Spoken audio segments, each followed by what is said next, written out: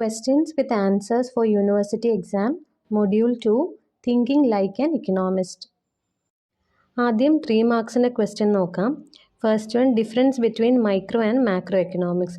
ഇങ്ങനെ ഡിഫറൻസസ് ചോദിക്കുന്ന ക്വസ്റ്റ്യൻ ആകുമ്പോൾ അത് ടേബിളായിട്ട് പ്രസൻറ്റ് ചെയ്യുന്നതാണ് എപ്പോഴും നല്ലത്. കാരണം നമുക്ക് പെട്ടെന്ന് എഴുതി കഴിയാനും പറ്റും, അതുപോലെ പേപ്പർ വാല്യൂ ചെയ്യുന്ന ആളിന് പോയിൻറ്റ്സ് പെട്ടെന്ന് ക്യാച്ച് ചെയ്യാനും പറ്റും. മൈക്രോ എക്കണോമിക്സിൽ മൈക്രോ എന്ന് പറഞ്ഞാൽ സ്മോൾ എന്നാണ് മീനിങ്. മോഡേൺ മൈക്രോ എക്കണോമിക്സിൻ്റെ ഫാദർ ആൽഫ്രഡ് മാർഷലാണ്. നമ്മൾ മൈക്രോ എക്കണോമിക്സിൽ മെയിൻലി പഠിക്കുന്നത് ഇൻഡിവിജ്വൽ എക്കണോമിക് യൂണിറ്റ്സിനെ പറ്റിയാണ്. ഇൻഡിവിജ്വൽ യൂണിറ്റ്സ് എന്ന് പറയുമ്പോൾ അതിൽ കൺസ്യൂമേഴ്സും ഫേംസും അല്ലെങ്കിൽ വർക്കേഴ്സോ ഇൻവെസ്റ്റേഴ്സോ ഒക്കെ വരാം. മൈക്രോ എക്കണോമിക്സിൽ നമ്മൾ മെയിൻലി പഠിക്കുന്നത് എങ്ങനെയാണ് ഇൻഡിവിജ്വൽസും ഹൗസ് ഹോൾഡ്സും ബിസിനസ് ഫേംസും ഒക്കെ ഡിസിഷൻസ് എടുക്കുന്നത്, അതുപോലെ ഈ ഡിസിഷൻസ് എങ്ങനെ ഇക്കോണമിയെ എഫക്റ്റ് ചെയ്യുന്നു.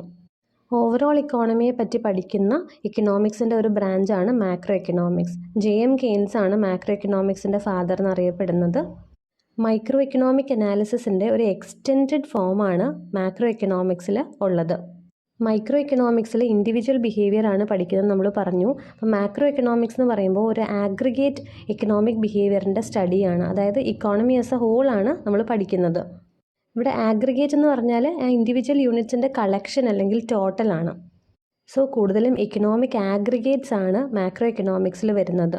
അതായത് ഒരു നേഷൻ്റെ ടോട്ടൽ ഇക്കണോമിക് ആക്ടിവിറ്റിയെ കാണിക്കുന്ന മെഷേഴ്സാണ്. ഫോർ എക്സാമ്പിൾ GDP എന്ന് പറഞ്ഞാൽ ഒരു കൺട്രിയിൽ മൊത്തം പ്രൊഡ്യൂസ് ചെയ്യുന്ന ഗുഡ്സ് ആൻഡ് സർവീസസിൻ്റെ ടോട്ടൽ വാല്യൂ ആണ്. ഇതുപോലെ മാക്രോ എക്കണോമിക്സിൽ വരുന്ന വേറെ ചില എക്കണോമിക് ആഗ്രിഗേറ്റ്സ് ആണ് നാഷണൽ ഇൻകം, നാഷണൽ ഔട്ട്പുട്ട് അല്ലെങ്കിൽ total savings, total consumption, total employment etcetera. അപ്പോൾ മാക്രോ എക്കണോമിക്സിൽ നമ്മൾ കൺസിഡർ ചെയ്യുന്നതെല്ലാം ടോട്ടൽ അല്ലെങ്കിൽ ആഗ്രിഗേറ്റ്സ് ആണ്. ഇനി മൈക്രോ എക്കണോമിക്സും മാക്രോ എക്കണോമിക്സും തമ്മിലുള്ള മെയിൻ ഡിഫറൻസസ് എന്തൊക്കെയാണെന്ന് നോക്കാം. Micro economics, it is that branch of economics which deals with the economic decision making of individual economic agents such as the producer, consumer etcetera. അപ്പോൾ ഇവിടെ വരുന്നത് ഇൻഡിവിജ്വൽ എക്കണോമിക് ഏജൻറ്റ്സ് ആണ്. Micro economics is mainly concerned about the decision making of individual economic agents. ഇനി macro economics ആണെങ്കിലോ, it is that branch of economics which deals with aggregates, അതായത് total and averages of the entire economy. Overall ഇക്കോണമിയെ പറ്റിയാണ് നമ്മൾ macro എക്കണോമിക്സിൽ പഠിക്കുന്നത്. Example aggregate output, national income, aggregate savings, investment etcetera. രണ്ടാമത്തെ difference, micro economics takes into account small components of the whole economy. ഇക്കോണമിയുടെ ചെറിയ ചെറിയ കമ്പണൻസിനെ പറ്റിയാണ് മൈക്രോ എക്കണോമിക്സിൽ നമ്മൾ പഠിക്കുന്നത്. മാക്രോ എക്കണോമിക്സിലാണെങ്കിലോ it takes into consideration the economy of the country as a whole. മൊത്തത്തിലുള്ള ഇക്കോണമിയാണ് മാക്രോ എക്കണോമിക്സിൽ സ്റ്റഡി ചെയ്യുന്നത്. ഇനി മൂന്നാമത്തെ difference, micro economics deals with the process of price determination in case of individual products and factors of production. അതായത് പല പ്രോഡക്ട്സിൻ്റെയും factors of പ്രൊഡക്ഷൻ്റെയും പ്രൈസ് ഡിറ്റർമിനേഷൻ്റെ പ്രോസസ്സാണ് മൈക്രോ എക്കണോമിക്സിൽ വരുന്നത്. മാക്രോ എക്കണോമിക്സിലാണെങ്കിൽ it deals with general price level in any economy. ഇക്കോണമിയിലുള്ള ജനറൽ പ്രൈസ് ലെവലിനെ പറ്റിയാണ് നമ്മൾ പഠിക്കുന്നത്. Micro economics is also known as price theory. Macro economics is also known as income theory. ഇനി last point, micro economics is concerned with the optimization goals of individual consumers and producers. Macroeconomics is concerned with the optimization of the growth process of the entire economy. Next question, positive and normative economics. ഇപ്പോൾ micro economics ആയാലും macro economics ആയാലും രണ്ടിലും positive and normative എക്കണോമിക്സിൻ്റെ elements ഉണ്ടാവും. Positive എക്കണോമിക്സും normative എക്കണോമിക്സും തമ്മിലുള്ള main differences എന്തൊക്കെയാണെന്ന് നോക്കാം. First one, positive economics is a stem of economics based on data and facts. Positive എക്കണോമിക്സിൽ നമ്മൾ ഇമ്പോർട്ടൻസ് കൊടുക്കുന്നത് ഫാക്റ്റുകൾക്കും അതുപോലെ ഡേറ്റയ്ക്കുമാണ്. പക്ഷെ നോർമേറ്റീവ് എക്കണോമിക്സ് എന്ന് പറയുന്നത് it is based on values, opinions and judgements. അതായത് ഇൻഡിവിജ്വൽസിൻ്റെ വാല്യൂസും ഒപ്പീനിയൻസും ജഡ്ജ്മെൻറ്റ്സും ഒക്കെയാണ് അവിടെ ഇമ്പോർട്ടൻറ്റ്. ഇപ്പം പറഞ്ഞ പോയിൻറ്റിനൊരു എക്സാമ്പിൾ പറയാം. ഇപ്പോൾ നമുക്ക് ഏതെങ്കിലും ഒരു കാര്യത്തിനെ പറ്റി ഒരു ഫ്യൂച്ചർ പ്രഡിക്ഷൻ നടത്തണം. ഈ ഫ്യൂച്ചർ പ്രഡിക്ഷൻ്റെ ബേസിസ് എന്ന് പറഞ്ഞാൽ ഈ ഒരു വേരിയബിളുമായിട്ട് റിലേറ്റ് ചെയ്ത് നേരത്തെ എന്തൊക്കെ സംഭവിച്ചിട്ടുണ്ടോ അല്ലെങ്കിൽ കറൻ്റ്ലി വാട്ട് ഈസ് ഹാപ്പനിങ്, ഇപ്പോൾ എന്തൊക്കെയാണോ സംഭവിക്കുന്നത് അതിനൊക്കെയാണ് നമ്മൾ ഇമ്പോർട്ടൻസ് കൊടുക്കുന്നത്. എന്നിട്ട് അതിൻ്റെ ബേസിസിലാണ് ഫ്യൂച്ചർ പ്രഡിക്ഷൻസ് നടത്തുന്നത്. ഈ ഒരു പ്രോസസ്സാണ് നമ്മൾ പോസിറ്റീവ് എക്കണോമിക്സിൽ ഫോളോ ചെയ്യുന്നത്. ഇപ്പം നമ്മൾ പറയുവാണ് workers wages R ₹600 per day. ഒരു ദിവസം ഒരു വർക്കറിന് കിട്ടുന്ന വേജ് എന്ന് പറഞ്ഞാൽ 600 rupees ആണ്. അതൊരു ഫാക്റ്റാണ്. അപ്പോൾ ഇങ്ങനെയുള്ള കാര്യങ്ങളാണ് പോസിറ്റീവ് എക്കണോമിക്സിൽ വരുന്നത്. ഇനി നോർമേറ്റീവ് ഇക്കണോമിക്സിലാവുമ്പോൾ ഈ പറഞ്ഞ എക്സാമ്പിൾ എങ്ങനെ വരും? നോർമേറ്റീവ് ഇക്കണോമിക്സ് എന്ന് പറഞ്ഞാൽ അത് മൂല്യങ്ങൾക്കാണ് ഇമ്പോർട്ടൻസ് കൊടുക്കുന്നത്. It is based on values, opinions and judgements. അപ്പോൾ വർക്കറിൻ്റെ വേജ് ഒരു ദിവസം ₹600 ആണെന്ന് നമ്മൾ പറഞ്ഞത് ഒരു ഫാക്റ്റാണ്. അപ്പോൾ അത് പോസിറ്റീവ് ഇക്കണോമിക്സിലാണ് വരുന്നത്. ഇനി അതിനെ നമുക്ക് നോർമേറ്റീവായിട്ട് എങ്ങനെ പറയാം? Workers wages should be above ₹600 per day. ഒരു ദിവസം ഒരു വർക്കറിൻ്റെ വേജ് എന്ന് പറയുന്നത് 600ന് മുകളിലായിരിക്കണം. അത് വാല്യൂ ബേസ്ഡ് ആണ്. ഇനി രണ്ടാമത്തെ ഡിഫറൻസ് നോക്കാം. Positive economics stands descriptive in nature and normative economics is prescriptive in nature. Positive ഇക്കണോമിക്സിനെ നമ്മൾ ഡിസ്ക്രിപ്റ്റീവ് ഇക്കണോമിക്സ് എന്നും പ്യുവർ എക്കണോമിക്സ് എന്നും ഒക്കെ പറയാറുണ്ട്. കാരണം അത് ഇക്കണോമിക് ഫിനോമിനനെ ഡിസ്ക്രൈബ് ചെയ്യുകയാണ്, അല്ലെങ്കിൽ എക്സ്പ്ലെയിൻ ചെയ്യുകയാണ്. പക്ഷേ നോർമേറ്റീവ് ഇക്കണോമിക്സിൽ നമ്മൾ പറയുന്നത് എന്താ? എങ്ങനെ ആയിരിക്കണം എന്നുള്ളതാണ്. പോസിറ്റീവ് ഇക്കണോമിക്സിലാണ് എങ്ങനെയാണ് എന്ന് പറയുന്നത്. അപ്പോൾ നോർമേറ്റീവ് ഇക്കണോമിക്സ് പ്രിസ്ക്രിപ്റ്റീവ് ആണ്, എങ്ങനെ ആയിരിക്കണം കാര്യങ്ങളെന്നാണ് പറയുന്നത്. സോ നോർമേറ്റീവ് ഇക്കണോമിക്സിനെ പ്രിസ്ക്രിപ്റ്റീവ് ഇക്കണോമിക്സ് എന്നും പറയാറുണ്ട്. മൂന്നാമത്തെ difference, positive economics analyses cause and effect relationships. Cause and effect റിലേഷൻഷിപ്പിന് ഒരു എക്സാമ്പിൾ പറഞ്ഞാൽ സ്മോക്കിംഗ് കോസസ് ക്യാൻസർ. സ്മോക്കിംഗ് ക്യാൻസറിന് കാരണമാകുന്നു. ഇതൊരു കോസ് ആൻഡ് ഇഫക്റ്റ് റിലേഷൻഷിപ്പാണ് കാണിക്കുന്നത്. പോസിറ്റീവ് ഇക്കണോമിക്സിൽ ഫാക്ട്സോ അല്ലെങ്കിൽ സയൻറ്റിഫിക് അപ്രോച്ചോ ഒക്കെ ഉപയോഗിച്ച് രണ്ട് ഇക്കണോമിക് വേരിയബിൾസ് തമ്മിലുള്ള കോസ് ആൻഡ് ഇഫക്റ്റ് റിലേഷൻഷിപ്പ് നമുക്ക് അനലൈസ് ചെയ്യാൻ പറ്റും. ഇനി ഇവിടെ പറയുന്നത് നോർമേറ്റീവ് ഇക്കണോമിക്സ് സബ്ജക്റ്റീവ് ആണെന്നാണ്. അതായത് പേഴ്സണൽ ഒപ്പീനിയൻസും വാല്യൂസും ഒക്കെയാണ് അതിൻ്റെ ബേസിസ്. അവിടെ ഫാക്ട്സിന് ഇമ്പോർട്ടൻസ് ഇല്ല. ഇനി അടുത്ത ഡിഫറൻസ്, പോസിറ്റീവ് എക്കണോമിക്സിൽ statements can be tested, proved or disproved using scientific methods. അവിടെ നമുക്ക് സയൻറ്റിഫിക് മെത്തേഡ്സ് ഉപയോഗിച്ച് സ്റ്റേറ്റ്മെൻറ്റ്സിനെ ടെസ്റ്റ് ചെയ്യാൻ പറ്റും, അത് പ്രൂവ് ചെയ്യാൻ പറ്റും അല്ലെങ്കിൽ ഡിസ്പ്രൂവ് ചെയ്യാൻ പറ്റും. നോർമേറ്റീവ് ഇക്കണോമിക്സ് ആണെങ്കിൽ സ്റ്റേറ്റ്മെൻറ്റ്സ് കനോട്ട് ബി ടെസ്റ്റഡ്. അവിടെ നമുക്ക് ടെസ്റ്റ് ചെയ്യാൻ പറ്റില്ല, കാരണം it is based on values. അടുത്ത ഡിഫറൻസ്, പോസിറ്റീവ് ഇക്കണോമിക്സിൽ വരുന്നത് it can be verified with real world data. Positive ഇക്കണോമിക്സിൻ്റെ ബേസിസ് എന്ന് പറയുന്നത് തന്നെ ഫാക്ട്സ് ആണ്. അതുകൊണ്ട് തന്നെ നമുക്ക് അത് റിയൽ വേൾഡ് ഡേറ്റ ഉപയോഗിച്ച് വെരിഫൈ ചെയ്യാം. നോർമേറ്റീവ് ഇക്കണോമിക്സ് ആണെങ്കിലോ it cannot be verified by actual data. ഇടയ്ക്ക് ഒരു ഡിഫറൻസ് പറയാൻ വിട്ടുപോയി. Positive economics studies what actually is. ഒരു ഇക്കണോമിക് ഫിനോമിനൻ എങ്ങനെയാണോ അത് അങ്ങനെ തന്നെയാണ് നമ്മൾ പോസിറ്റീവ് ഇക്കണോമിക്സിൽ പറയുന്നത്. പക്ഷെ നോർമേറ്റീവ് ഇക്കണോമിക്സിലാണെങ്കിലോ it studies what ought to be, എങ്ങനെ ആയിരിക്കണം എന്നാണ്. ഇനി അടുത്ത difference, positive economics deals with actual or realistic situation. നമ്മൾ പറഞ്ഞ കാര്യമാണ്. Normative economics deals with idealistic situation. Idealistic ആയിട്ടുള്ള എങ്ങനെ ആയിരിക്കണം എന്നുള്ള കാര്യങ്ങളാണ് നോർമേറ്റീവിൽ വരുന്നത്. ഇനി positive economics deals with how an economic problem is solve. എങ്ങനെയാണ് ഒരു ഇക്കണോമിക് പ്രോബ്ലം സോൾവ് ചെയ്യുന്നത് എന്നാണ് പോസിറ്റീവ് ഇക്കണോമിക്സിൽ കാണിക്കുന്നത്. നോർമേറ്റീവ് ഇക്കണോമിക്സ് ആണെങ്കിലോ deals with how an economic problem should be solve. എങ്ങനെ ആയിരിക്കണം നമ്മൾ ഒരു ഇക്കണോമിക് പ്രോബ്ലം സോൾവ് ചെയ്യേണ്ടത്, അതാണ് നോർമേറ്റീവിൽ പറയുന്നത്. സോ ഒരു കാര്യം എങ്ങനെയാണോ അത് നമ്മൾ ജസ്റ്റ് ഒന്ന് എക്സ്പ്ലെയിൻ ചെയ്യുന്നതാണ് പോസിറ്റീവ് ഇക്കണോമിക്സിൽ വരുന്നത്. ഫാക്ട്സ് ഉപയോഗിച്ച് ജസ്റ്റ് പ്രസൻറ്റ് ചെയ്യുന്നു. ഇനി നോർമേറ്റീവ് ഇക്കണോമിക്സ് ആണെങ്കിലോ എങ്ങനെ ആയിരിക്കണം എന്നുള്ളതാണ് പറയുന്നത്. ഈ രണ്ട് കോൺസെപ്റ്റ്സും ഓർത്തിരിക്കാൻ വേണ്ടിയിട്ട് ചെറിയൊരു എക്സാമ്പിൾ പറയാം. ഇതൊരിക്കലും എക്സാമിനൊന്നും എഴുതി വയ്ക്കാൻ പാടില്ല. ഇപ്പോൾ നിങ്ങളുടെ ക്ലാസ്സിലെ ഒരു കുട്ടി, ആ കുട്ടിയെപ്പറ്റി പറയാൻ പറഞ്ഞാൽ നിങ്ങൾക്ക് ആ കുട്ടി എങ്ങനെയാണോ അത് എക്സ്പ്ലെയിൻ ചെയ്യാം. അപ്പോൾ അത് വരുന്നത് പോസിറ്റീവ് എക്കണോമിക്സിലാണ്. ആ കുട്ടി ശരിക്കും എങ്ങനെയാണോ അത് തന്നെയാണ് നമ്മൾ പോസിറ്റീവിൽ പറയുന്നത്. പക്ഷേ ആ കുട്ടിയുടെ ചില സ്വഭാവങ്ങളും ചില ഹാബിറ്റ്സും ഒന്നും നിങ്ങൾക്ക് ഇഷ്ടമല്ല. അപ്പോൾ നിങ്ങൾ പറയുക ആ കുട്ടി ഇങ്ങനെ ആയിരിക്കണം, അങ്ങനെ പറഞ്ഞാൽ അത് നോർമേറ്റീവ് എക്കണോമിക്സിൽ വരുന്നതാണ്. ഇനി നിങ്ങൾക്ക് എക്സാമിന് എക്സാമ്പിൾ എഴുതണം എന്നുണ്ടെങ്കിൽ നമ്മൾ ആദ്യം പറഞ്ഞ എക്സാമ്പിൾ, അതായത് വർക്കേഴ്സിൻ്റെ വേജസ് ഒരു ദിവസം 600 രൂപയാണ് എന്ന് പറഞ്ഞാൽ അത് പോസിറ്റീവിൽ വരുന്നതാണ്. ഒരു ദിവസം 600 രൂപയിൽ കൂടുതൽ കൊടുക്കണം എന്ന് പറഞ്ഞാൽ അത് നോർമേറ്റീവ് എക്കണോമിക്സിൽ വരുന്നതാണ്. Circular flow diagram. Circular flow diagram is a schematic representation of the organisation of the economy. ഒരു സിമ്പിൾ സർക്കുലർ ഫ്ലോ ഡയഗ്രത്തിൽ 2 ഇൻഡിവിജ്വൽ ഡിസിഷൻ മേക്കിംഗ് യൂണിറ്റ്സ് ആണ് ഇക്കോണമിയിലുള്ളത്.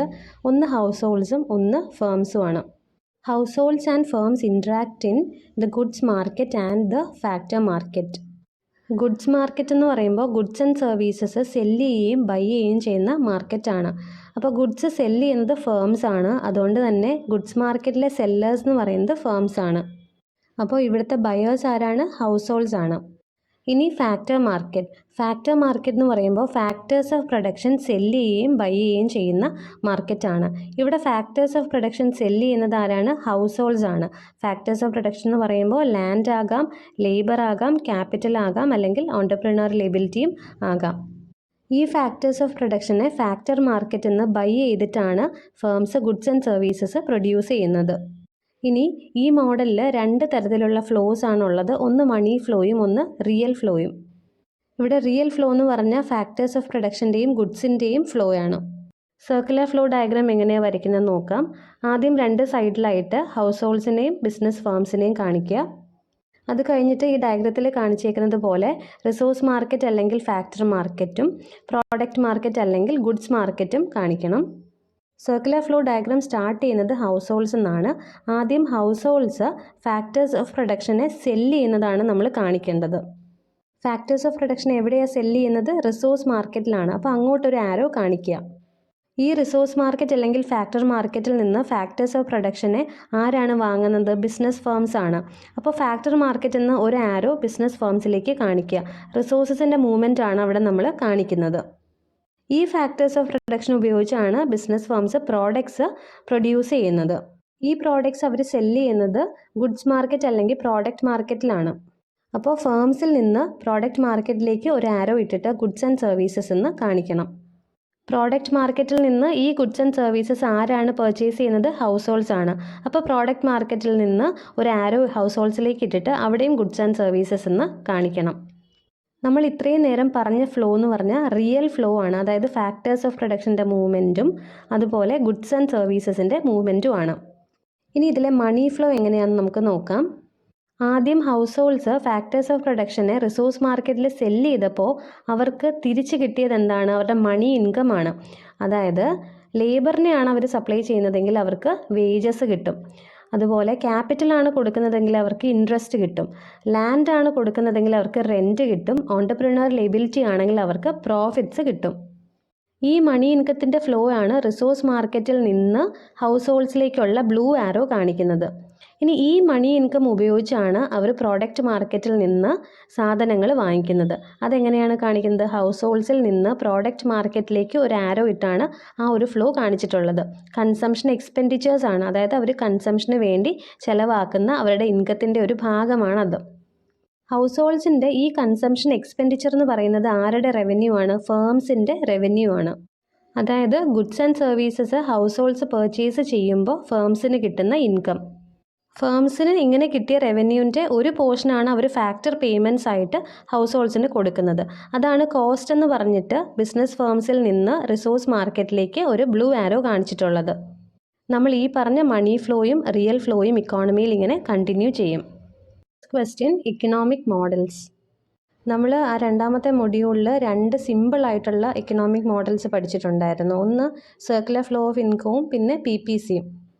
PPCയിൽ ഒരു ഇക്കോണമിക്ക് പ്രൊഡ്യൂസ് ചെയ്യാൻ പറ്റുന്ന 2 ഗുഡ്സിൻ്റെ പല കോമ്പിനേഷൻസ് ആണ് കാണിക്കുന്നത്. പക്ഷേ ശരിക്കും ഇക്കോണമിയിൽ 2 ഗുഡ്സ് മാത്രമാണ് പ്രൊഡ്യൂസ് ചെയ്യുന്നത്?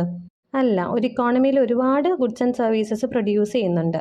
അങ്ങനെയുള്ളൊരു റിയൽ വേൾഡ് സിറ്റുവേഷനെ, ഒരു കോംപ്ലക്സ് ആയിട്ടുള്ള റിയൽ വേൾഡ് സിറ്റുവേഷനെ ഒരു സിംപ്ലിഫൈഡ് വേർഷനായിട്ടാണ് ഇക്കണോമിക് മോഡൽസ് വഴി കാണിക്കുന്നത്. So economic model is a simplified version of reality. റിയാലിറ്റിയുടെ ഒരു സിംപ്ലിഫൈഡ് വേർഷനാണ് economic models. An economic model is a simplified theoretical representation of economic processes that uses variables and logical or quantitative relationships to illustrate them. ഒരു ഇക്കോണമിയിലുള്ള പലതരത്തിലുള്ള economic ഫിനോമിനൻ്റെ അല്ലെങ്കിൽ economic പ്രോസസ്സുകളുടെ theoretical റെപ്രസെൻറ്റേഷനാണ് economic models.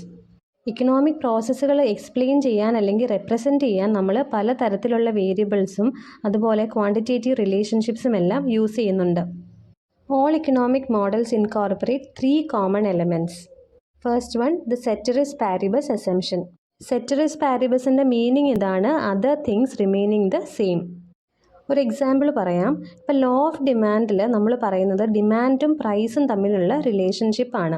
പക്ഷേ ഡിമാൻഡിനെ എഫക്റ്റ് ചെയ്യുന്ന ഒരുപാട് ഫാക്ടേഴ്സ് ഉണ്ട്. പ്രൈസ് അല്ലാതെ ഡിമാൻഡിനെ വേറെ കുറേ ഫാക്ടേഴ്സ് ഇൻഫ്ലുവൻസ് ചെയ്യുന്നുണ്ട്. അതിൽ ചിലതാണ് income, price of related commodities, population, അങ്ങനെ ഒരുപാട് ഫാക്ടേഴ്സ് ഉണ്ട്.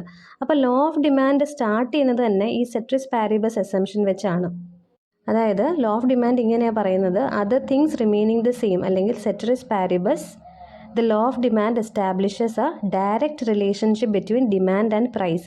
അതായത് നമ്മൾ ലോ ഓഫ് ഡിമാൻഡ് സ്റ്റേറ്റ് ചെയ്യുമ്പോൾ ബാക്കി എല്ലാ ഫാക്ടേഴ്സിനെയും കോൺസ്റ്റൻ്റ് ആക്കി വെച്ചിട്ട് ഡിമാൻഡും പ്രൈസും തമ്മിലുള്ള റിലേഷൻഷിപ്പാണ് നോക്കുന്നത്. അപ്പോൾ other things remaining the same അല്ലെങ്കിൽ സെറ്ററിസ് പാരിബസ് എന്ന് പറഞ്ഞാൽ ഇവിടെ പ്രൈസ് ഒഴിച്ച് ബാക്കി എല്ലാ ഫാക്ടേഴ്സിനെയും നമ്മൾ കോൺസ്റ്റൻ്റ് ആക്കി വെച്ചേക്കുവാണ്. ഇതെന്തിനു വേണ്ടിയാണ് ചെയ്യുന്നത്? നമ്മുടെ അനാലിസിസ് കുറച്ച് ഈസി ആക്കാൻ വേണ്ടിയിട്ടാണ് ബാക്കി ഫാക്ടേഴ്സിനെ കോൺസ്റ്റൻ്റ് ആക്കി വെക്കുന്നത്. So the ceteris paribus assumption allows analysis of the effect of a change in one factor by holding all other relevant factors unchanged. ഇനി എക്കണോമിക് മോഡൽസിൻ്റെ സെക്കൻഡ് എലമെൻ്റ് ആണ് the supposition that economic decision makers seek to optimize something. Economic decision makers എന്ന് പറയുമ്പോൾ ആരാണ്? House ഹോൾഡ്സോ ഫേംസോ അങ്ങനെ ഇക്കോണമിയിലുള്ള individual units എല്ലാം അതിൽ വരാം. ഇവിടെ ഒപ്റ്റിമൈസിംഗ് എന്ന് പറഞ്ഞാൽ we are making the best use of something. Example, ഒരു റിസോഴ്സിൻ്റെ ഒപ്റ്റിമം യൂസ് എന്ന് പറഞ്ഞാൽ എന്താ? അതിൻ്റെ ഏറ്റവും എഫിഷ്യൻ്റ് ആയിട്ടുള്ള യൂസ് ആണ്. സോ എല്ലാ എക്കണോമിക് ഡിസിഷൻ മേക്കേഴ്സും അവരുടെ ഗോൾസ് ഒപ്റ്റിമൈസ് ചെയ്യാനാണ് നോക്കുന്നത്. മിക്കവാറും ഉള്ള എല്ലാ എക്കണോമിക് മോഡൽസും ഈ ഒരു അസംഷൻ എന്നാണ് സ്റ്റാർട്ട് ചെയ്യുന്നത്. Many economic models starts from the assumption that the economic actors are rationally pursuing some goal. ഇനി മൂന്നാമത്തെ element, a careful distinction between positive and normative questions. Positive and normative എന്താണെന്നൊക്കെ നമ്മൾ clear ആയിട്ട് പറഞ്ഞ കാര്യങ്ങളാണ്. Positive statements those that describe how the economy functions and the world as it is. എങ്ങനെയാണോ ഒരു economy function ചെയ്യുന്നത്, എങ്ങനെയാണോ വേൾഡ് ഫങ്ഷൻ ചെയ്യുന്നത്, അത് നമ്മൾ അതേപടി ഡിസ്ക്രൈബ് ചെയ്യുന്നതാണ് പോസിറ്റീവ് സ്റ്റേറ്റ്മെൻറ്റ്. ഇനി normative statements about how the economy or world should be which റിലൈസ് on value judgements. ഒരു ഇക്കോണമി എങ്ങനെ ഫങ്ഷൻ ചെയ്യണം അല്ലെങ്കിൽ വേൾഡ് ഇക്കോണമി എങ്ങനെ ഫങ്ഷൻ ചെയ്യണം എന്നൊക്കെയാണ് നോർമേറ്റീവിൽ പറയുന്നത്. This is based on value judgements. അടുത്ത question, why do economist make assumptions? ചിലപ്പോൾ വാട്ടർ അസംഷൻസ് ഇൻ എക്കണോമിക്സ് എന്ന് വേണേലും ചോദിക്കാം. അപ്പോൾ അങ്ങനെ ചോദിച്ചാലും ഇത് തന്നെ എഴുതാം. Assumptions are statements that we universally accept as a fact without questioning their validity. Universally നമ്മൾ ആക്സെപ്റ്റ് ചെയ്യുന്ന ഒരു സ്റ്റേറ്റ്മെൻറ്റിനെയാണ് അസംഷൻ എന്ന് പറയുന്നത്. അസംഷൻസ് എന്ന് പറയുമ്പോൾ അത് ഫാക്ട്സ് ആണ്, അതുകൊണ്ട് തന്നെ നമ്മളതിനെ ക്വസ്റ്റ്യൻ ചെയ്യുന്നില്ല, അതിൻ്റെ വാലിഡിറ്റിയെ ക്വസ്റ്റ്യൻ ചെയ്യുന്നില്ല. It provides a basis for theory formulation on the basis of which economics create laws and models. Use of assumptions in economics. First one, simplification. Assumptions are important in economics because they help economists simplify complex economic processes and make them easier to study. Complex ആയിട്ടുള്ള പ്രോസസ്സുകളെ simpler ആക്കാൻ വേണ്ടിയിട്ടാണ് നമ്മൾ assumptions use ചെയ്യുന്നത്. For example, നമ്മൾ international trade പഠിക്കുമ്പോൾ അതിൻ്റെ ഏത് theories എടുത്താലും അവിടുത്തെ ഫസ്റ്റ് അസംഷൻ എന്ന് പറയുന്നത് ദെയർ ആർ 2 countries എന്നാണ്. ഇൻ്റർനാഷണൽ ട്രേഡിനെ പറ്റി പഠിക്കുമ്പോൾ എന്തായാലും അവിടെ 2 countries അല്ല വരുന്നത്, പക്ഷേ നമ്മുടെ സ്റ്റഡി ഈസിയർ ആക്കാൻ വേണ്ടിയിട്ടാണ് നമ്മൾ 2 countries എന്ന് പറയുന്ന ഒരു അസംഷൻ അവിടെ എടുത്തിട്ടുള്ളത്. ഇനി രണ്ടാമത്തെ യൂസ് നോക്കാം. For economic model building. All the economic models R built with assumptions. Economic model എന്ന് പറഞ്ഞാൽ റിയൽ ഇക്കണോമിക് ഫിനോമിനൻ്റെ ഒരു സിംപ്ലിഫൈഡ് വേർഷനാണ്. ഇങ്ങനെയുള്ള ഇക്കണോമിക് മോഡൽസ് ബിൽഡ് ചെയ്യുന്നത് അസംഷൻസോട് കൂടിയാണ്. And economist assume away many of the details of the economy that are irrelevant for studying the question at hand. ഇനി third use, economist use different assumptions to answer different questions. ചോദിക്കുന്ന question what are assumptions എന്നൊക്കെ ആണെങ്കിൽ ഇനി പറയുന്ന കാര്യം കൂടി ഇതിൽ add ചെയ്യാം. The basic assumptions in economics. Some of the basic assumptions, എക്കണോമിക്സിലുള്ള ബേസിക് ആയിട്ടുള്ള കുറച്ച് അസംഷൻസ് ആണ്. ഇൻഡിവിജ്വൽസ് ആർ റാഷണൽ, അതുപോലെ സ്കേസിറ്റി, പിന്നെ ട്രേഡ് ഓഫ്. 6 മാർക്കിന് ചോദിക്കാൻ സാധ്യതയുള്ളൊരു ക്വസ്റ്റ്യൻ ആണ് explain the role of assumptions in economic modelling with a suitable example. ഇങ്ങനൊരു ക്വസ്റ്റ്യൻ ചോദിച്ചാൽ ആദ്യം നിങ്ങൾ അസംഷൻസ് എന്താണെന്നുള്ളത് എഴുതണം. അത് നമ്മൾ കഴിഞ്ഞ ക്വസ്റ്റ്യനിൽ പറഞ്ഞു. പിന്നെ മോഡൽ ബിൽഡിങ്ങിലേക്കാണ് പോകാനുള്ളത്. അസംഷൻസ് നമ്മൾ മോഡൽ ബിൽഡിങ്ങിൽ യൂസ് ചെയ്യാറുണ്ടെന്നും കഴിഞ്ഞ ക്വസ്റ്റ്യനിൽ നമ്മൾ ഡിസ്കസ് ചെയ്തതാണ്. Assumptions help to build a solid base upon which economics develop multiple models. Economic മോഡൽസിന് ഒരു സോളിഡ് ബേസ് കൊടുക്കുന്നത് അതിൽ നമ്മൾ ഉപയോഗിക്കുന്ന അസംഷൻസ് ആണ്. ഈ എക്കണോമിക് മോഡൽസ് ഉപയോഗിച്ചാണ് നമ്മൾ ഇക്കണോമിക്സിൽ തിയറീസും ലോസും ഒക്കെ ഡെവലപ്പ് ചെയ്യുന്നത്. അതുപോലെ നമ്മുടെ ഇക്കോണമിയിലുള്ള കോംപ്ലെക്സ് എക്കണോമിക് പ്രോസസ്സുകളുടെ ഒരു സിംപ്ലർ വേർഷനാണ് ഇക്കണോമിക് മോഡൽസ്. ഒരു ഇക്കോണമിയുടെ എക്സ്റ്റേണൽ എൻവയോൺമെൻറ്റ് എന്ന് പറഞ്ഞാൽ എപ്പോഴും ചേഞ്ചിങ് ആണ്, അതായത് ഡൈനമിക് ആണ്. എക്സ്റ്റേണൽ എൻവയോൺമെൻറ്റിൻ്റെ ഈ ഡൈനമിക് നേച്ചർ ഒരു ഡിസഡ്വാൻറ്റേജ് ആണ്. കാരണം അങ്ങനെയായാൽ ഇക്കണോമിക് മോഡൽസിൻ്റെ വാലിഡിറ്റി അവിടെ നഷ്ടപ്പെടും. പക്ഷേ നമ്മൾ മോഡൽ ബിൽഡിങ്ങിന് ഉപയോഗിക്കുന്ന അസംഷൻസ് എന്ന് പറയുന്നത് കോൺസ്റ്റൻ്റ് ആണ്. അതായത് they do not change with time. അതുകൊണ്ട് തന്നെ നമുക്ക് ഈ ഒരു ഡിസഡ്വാൻറ്റേജ് കവർ ചെയ്യാം. സോ ഇക്കണോമിക് മോഡലിങ്ങിൽ അസംഷൻസിൻ്റെ റോള് ഇതാണ്. ഇനി നമ്മുടെ ക്വസ്റ്റ്യനിൽ പറഞ്ഞേക്കുന്നത് സ്യൂട്ടബിൾ എക്സാമ്പിൾ വെച്ച് എക്സ്പ്ലെയിൻ ചെയ്യാനാണ്. ഈ ചാപ്റ്ററിൽ നമ്മൾ 2 സിമ്പിളായിട്ടുള്ള മോഡൽസ് പഠിക്കുന്നുണ്ട്. ഒന്ന് PPCയും ഒന്ന് സർക്കുലർ ഫ്ലോ ഡയഗ്രവുമാണ്. സോ ആ 2 മോഡൽസിൽ നിങ്ങൾക്ക് ഈസി ആയിട്ടുള്ളൊരു മോഡൽ അസംഷൻസോട് കൂടി ഒന്ന് എക്സ്പ്ലെയിൻ ചെയ്താൽ ഈ ക്വസ്റ്റ്യൻ കംപ്ലീറ്റ് ആവും. സെക്കൻഡ് മൊഡ്യൂളിൻ്റെ വീഡിയോയിൽ ഈ 2 മോഡൽസും വളരെ ക്ലിയർ ആയിട്ട് എക്സ്പ്ലെയിൻ ചെയ്യുന്നുണ്ട്. അപ്പോൾ നിങ്ങൾ അതൊന്ന് നോക്കിയാലും മതിയാവും. ഈ മൊഡ്യൂളിൽ എസ്സേ ആയിട്ട് ചോദിക്കാൻ പറ്റിയൊരു ക്വസ്റ്റ്യൻ ആണ് scientific method. Explain the scientific method in economics with suitable example. Scientific method is a set of procedure for drawing valid, reliable and objective conclusions. Scientific method എന്ന് പറഞ്ഞാൽ ഒരു സെറ്റ് ഓഫ് പ്രൊസീജിയേഴ്സ് ആണ്. ഈ set of procedures ഉപയോഗിച്ചാണ് നമ്മൾ reliable ആയിട്ടുള്ള കൺക്ലൂഷൻസിൽ എത്തുന്നത്. ഈ സെറ്റ് ഓഫ് പ്രൊസീജിയേഴ്സ് ആണ് നമ്മൾ ഇനി എക്സ്പ്ലെയിൻ ചെയ്യാൻ പോകുന്നത്. അതിനു മുന്നേ സയൻറ്റിഫിക് മെത്തേഡ് നമ്മൾ എന്തിനാണ് യൂസ് ചെയ്യുന്നതെന്ന് പറയാം. It is a technique used in economics to determine economic laws and principles that explain or predict the behaviour of individuals and institutions. ഒരു ഇക്കോണമിയിലുള്ള ഇൻഡിവിജ്വൽസിൻ്റെയും ഇൻസ്റ്റിറ്റ്യൂഷൻസിൻ്റെയും ബിഹേവിയർ പ്രെഡിക്റ്റ് ചെയ്യുന്ന പല ഇക്കണോമിക് ലോസും പ്രിൻസിപ്പിൾസും നമുക്കുണ്ട്. അപ്പോൾ അത് ഡിറ്റർമിൻ ചെയ്യുന്നത് ഈ സയൻറ്റിഫിക് മെത്തേഡ് യൂസ് ചെയ്തിട്ടാണ്. It can also be used in decision making to help entrepreneurs improve their business models and make better decisions. അതുപോലെ ഓണ്ടർപ്രണേഴ്സ് അവരുടെ ബിസിനസ് മോഡൽസ് ഇംപ്രൂവ് ചെയ്യാനും അതുപോലെ ബെറ്റർ ഡിസിഷൻ മേക്കിങ്ങിനും സയൻറ്റിഫിക് മെത്തേഡ് യൂസ് ചെയ്യാറുണ്ട്. ഇനി നമുക്കിതിൻ്റെ പ്രൊസീജിയറിലേക്ക് പോവാം. സയൻറ്റിഫിക് മെത്തേഡിൽ തിയറിയും ഒബ്സർവേഷനും തമ്മിലൊരു ഇൻ്റർപ്ലേ അല്ലെങ്കിൽ ഒരു പരസ്പര ബന്ധം നമുക്ക് കാണാൻ പറ്റും. അപ്പോൾ ഈ ഒരു പ്രൊസീജിയർ നമ്മൾ സ്റ്റാർട്ട് ചെയ്യുന്നത് ഒബ്സർവേഷൻ എന്നാണ്. So here the first element is observation. Observing real world behavior and outcomes. For example, നമുക്കിപ്പോൾ ഏതെങ്കിലും ഒരു തിയറി എസ്റ്റാബ്ലിഷ് ചെയ്യണമെങ്കിൽ അതുമായിട്ട് റിലേറ്റ് ചെയ്ത വേരിയബിൾസിനെ നമ്മൾ റിയൽ വേൾഡിൽ ഒബ്സർവ് ചെയ്യുകയാണ്. ഇനി രണ്ടാമത്തെ element formulation of hypothesis. Based on those observations we should formulate A possible explanation of cos and effect. അതായത് ആദ്യം നമ്മൾ ഫസ്റ്റ് സ്റ്റെപ്പിൽ ഒബ്സർവേഷൻ എന്ന് പറഞ്ഞല്ലോ, ഒരു റിയൽ വേൾഡ് സിറ്റുവേഷനെ നമ്മൾ ഒബ്സർവ് ചെയ്തതിൽ നിന്ന് 2 വേരിയബിൾസ് തമ്മിലുള്ള കോസ് ആൻഡ് ഇഫക്റ്റ് റിലേഷൻഷിപ്പ് നമ്മളൊരു ഹൈപ്പോത്തിസിസ് വഴി എസ്റ്റാബ്ലിഷ് ചെയ്യുകയാണ്. ഹൈപ്പോത്തിസിസിനെ ഏറ്റവും സിമ്പിളായിട്ട് പറഞ്ഞാൽ നമ്മൾ വെക്കുന്ന ഒരു അസംഷനാണ്. ഫോർ എക്സാമ്പിൾ, നമ്മളിപ്പോൾ ഒരു ഇക്കണോമിക് ഫിനോമിനൻ പഠിക്കുക, അതായത് ഒരു സ്ഥലത്തെ പോവർട്ടിയെ പറ്റിയാണ് നമ്മൾ പഠിക്കുന്നതെന്ന് വിചാരിക്കുക. എന്നിട്ട് നമ്മൾ പറയുവാണ് this poverty is caused by unemployment. Unemployment ആണ് ഈ പോവർട്ടിയുടെ റീസൺ. അൺഎംപ്ലോയ്മെൻറ്റ് ആകാം പോവർട്ടിയുടെ റീസൺ എന്ന് പറയുന്നത് നമ്മൾ വെക്കുന്ന ഒരു ടെൻറ്റേറ്റീവ് ആയിട്ടുള്ളൊരു പ്രോബബിൾ ആയിട്ടുള്ളൊരു അസംഷനാണ്. ഇത് തന്നെയാണ് നമ്മുടെ ഹൈപ്പോത്തിസിസ് എന്ന് പറയുന്നത്. അപ്പോൾ നമ്മൾ ഈ ഹൈപ്പോത്തിസിസ് എന്തിനാണ് വെക്കുന്നത്? അത് നമുക്ക് ടെസ്റ്റ് ചെയ്യണം. നമ്മൾ ഈ പറഞ്ഞ കാര്യം ട്രൂ ആണോ ഫോൾസ് ആണോ എന്നുള്ളത് ഈ ഹൈപ്പോത്തിസിസിൻ്റെ ഈ സ്റ്റേറ്റ്മെൻറ്റ് ഉപയോഗിച്ചാണോ നമ്മൾ ടെസ്റ്റ് ചെയ്യുന്നത്. ഇവിടെ നമ്മൾ പറഞ്ഞ പോവർട്ടിയും അൺഎംപ്ലോയ്മെൻ്റ് എന്നൊക്കെ പറയുന്നത് വേരിയബിൾസ് ആണ്. വേരിയബിൾസ് എന്ന് പറഞ്ഞാൽ എന്താ? ചേഞ്ച് ചെയ്യാൻ സാധ്യതയുള്ള എല്ലാ ഫാക്ടേഴ്സും വേരിയബിൾസ് ആണ്, അതായത് വേരി ചെയ്യുന്ന ഫാക്ടേഴ്സ്. സോ ഹൈപ്പോത്തിസിസ് ഉപയോഗിച്ച് വേരിയബിൾസ് തമ്മിലുള്ള 2 അതിൽ കൂടുതലോ വേരിയബിൾസ് തമ്മിലുള്ള കോസ് ആൻഡ് ഇഫക്റ്റ് റിലേഷൻഷിപ്പ് നമുക്ക് എസ്റ്റാബ്ലിഷ് ചെയ്യാൻ പറ്റും. ഇനി മൂന്നാമത്തെ element, testing this explanation by comparing the outcomes of specific events to the outcome predicted by the hypothesis. നമ്മുടെ ഹൈപ്പോത്തിസിസിൽ നമ്മളൊരു കാര്യം പറഞ്ഞിട്ടുണ്ട്, അത് ശരിയാണോ എന്നാണ് നമ്മളിനി നോക്കേണ്ടത്. അതിന് വേണ്ടിയിട്ട് നമ്മൾ എന്താ ചെയ്യുന്നത്? ഈ വേരിയബിൾസുമായിട്ട് റിലേറ്റ് ചെയ്ത സ്പെസിഫിക് ഈവൻറ്റ്സ് ഒബ്സർവ് ചെയ്യുക, അതിൻ്റെ ഔട്ട്കംസ് എന്താണെന്ന് നോക്കുക. അപ്പം നമ്മുടെ ഹൈപ്പോത്തിസിസിൽ പറഞ്ഞേക്കുന്ന കാര്യവും ഈ സ്പെസിഫിക് ഈവൻറ്റ്സുമായിട്ട് റിലേറ്റ് ചെയ്ത ഔട്ട്കംസും സെയിം ആണെങ്കിൽ, കമ്പയർ ചെയ്യുമ്പോൾ സെയിം ആണെങ്കിൽ നമ്മൾ പറഞ്ഞ കാര്യം കറക്റ്റാണ്, നമ്മുടെ ഹൈപ്പോത്തിസിസ് കറക്റ്റാണ്.